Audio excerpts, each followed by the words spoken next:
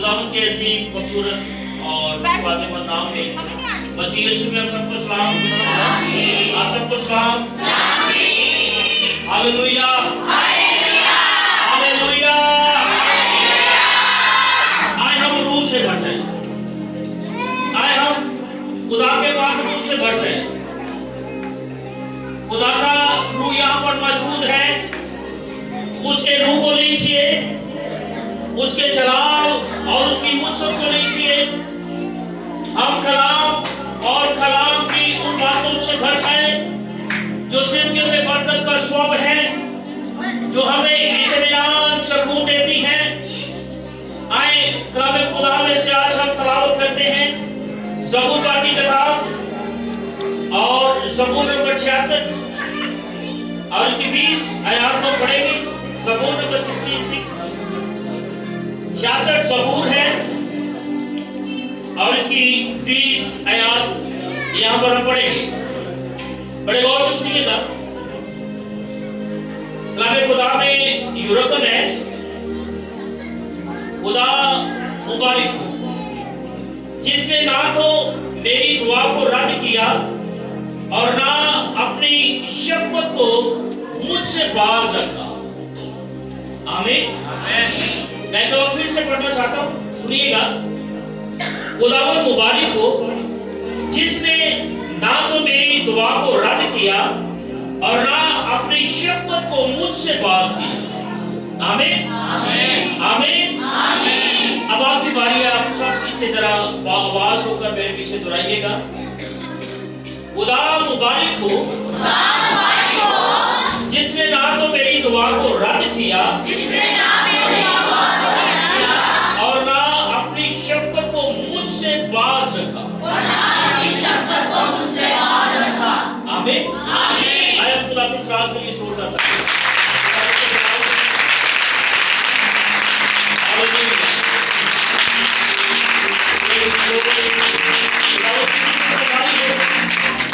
ये ज़बूर जो पढ़ा गया, ये मेरे मौनी का लिखा हुआ ज़बूर है।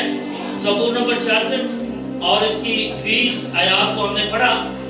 यहाँ पर मेरे मौनी जो है बड़े खूबसूरत अंदाज में लिखते हैं कि खुदा ने मेरी दुआ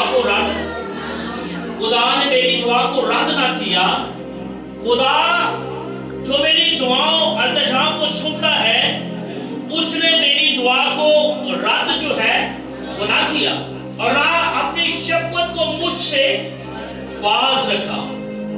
वो सदा जो है हम पर शफ़क़त और रहमत का ताज रखता है।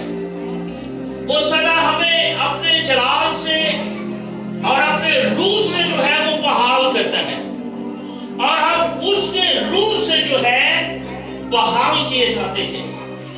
दुआओं को सुनना ये उसकी लियाकत है। दुआओं का जवाब देना, दुआओं के इवज़ काम करना, ये उसका काम है। Hallelujah, hallelujah. यहाँ पर मैं आपसे एक बात कहना चाहता हूँ कि आप अपनी बीमारियों के लिए ना कहें, आप अपनी बीमारियों से कहें। हमें अपनी बीमारियों के लिए नहीं कहना, हमें अपनी बीमारियों से कहना है कि हमारे बदनों से चली जाए, हमारे खानदान और हमारे घराने से चली जाए, हम पर जो मारूसी लानतें हैं वो चली जाए, हम पर जो आफतें और मुसीबतें हैं वो चली जाए, हम पर जो कर्जात हैं वो चले जाए, हम जो कर्जात की लानत में दबे हुए हैं वो हमसे चली जाए, ताकि हम खुदा के जलाल और खुदा की कुदरत को पाएं। हमें खुदा में इल्तिजा करना है, हमें खुदा के सुर में खुदा से दुआ करना है। यहाँ पर मैं आज आपसे कहता हूँ कि आपकी दुआओं को जो है वो आपका खुदा सुनता है और आप पर जो है वो सदा अपनी शफ़क़त और रहमत का ताज रखता है, ताकि आप उसके जलाल और उसकी कुदरत को जान सके जो बयान से पाए। Hallelujah, hallelujah.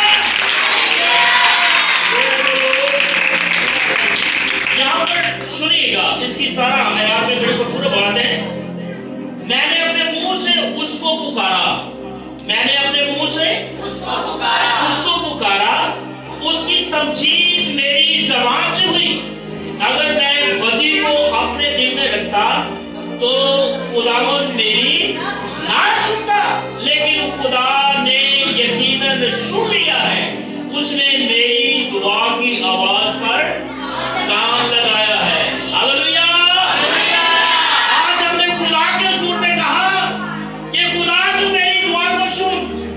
आज हमने बीमारियों से कहा, क्योंकि कलामे खुदा में लिखा है कि अगर तुम बड़े बड़े पहाड़ों से कहोगे कि अपनी जगह से उखड़ जाए तो वो उखड़ जाएंगे। आज हमारी जिंदगी में जो बड़ी बड़ी बीमारियां हैं, हमें उनसे कहना है कि हमारे बदनों में से निकल जाए, ताकि खुदा का जलाल, खुदा का अमर और खुदा का फजल जो है ये हम पर ठहरे, और खुदा की कुर्बत जो है ये हमें मिले, खुदा का जलाल, खुदा का फजल जो है ये हमें मिले। यहाँ पर हमारा खुदा हमारी दुआओं को जो है वो सुनता है और उनका जवाब देता है। आपके पास दुआ सबसे बड़ा हथियार है। जब आप खुदा के सुर में दुआ करते हैं तो आपकी दुआ के वसीला से खुदा बड़े आसमान को जो है वो खोल देता है। हालेलुया। हमने खुदा के सुर में रोजा रखा और रोजे में ठहर कर खुदा के सुर में दुआ की। मैं फिर से ये कहना चाहूंगा कि आप अपनी बीमारियों से कहें, बीमारियों से कहें कि हमारी जिंदगी में से निकल जाए। आज हमें दुआ करनी है खुदा के सुर कि हमारे बदन में जो भी बीमारियां हैं वो खुदा के पाक नाम के वसीला से चली जाए। हालेलुया। क्योंकि वो दुआओं को सुनता है और हमारी दुआओं पर कान लगाता है और हमें जवाब